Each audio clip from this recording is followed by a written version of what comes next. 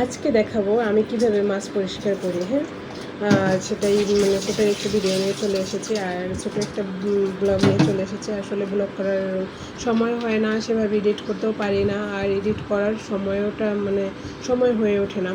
তো আজকে আমি দেখাবো যে কীভাবে মাছটা পরিষ্কার করি। হ্যালো ভিউয়ার্স, সবাই কেমন আছেন? অবশ্যই কমেন্টস করে জানাবেন।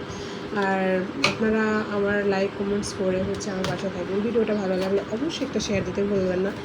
আর আপনারাও আমার পাশে থাকবেন, আর আপনারা আমার পোস্টে লাইক কমেন্টস করে আপনাদের পরিবারে যাওয়ার সুযোগটা আমাকে করে দেবেন।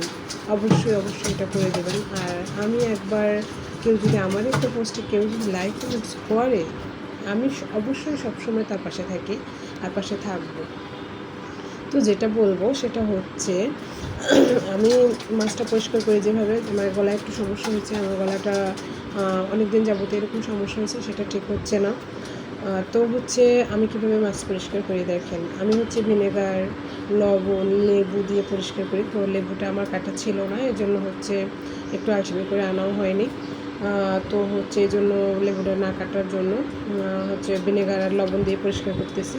তো এটা দিয়ে পরিষ্কার করলে হয় কি, এই যে মাছের একটা গন্ধ থাকে। আর বিশেষ করে আমরা যারা বাসা বাড়িতে থাকি, তারা কিন্তু বাড়ির বাইরে যারা থাকে, তারা কিন্তু অবশ্যই ফ্রিজ ফ্রোজেনটাই খায়। হ্যাঁ, আর ফ্রিজে রাখা মাছ খেলে হয় কি, মাঝে গন্ধ আসে।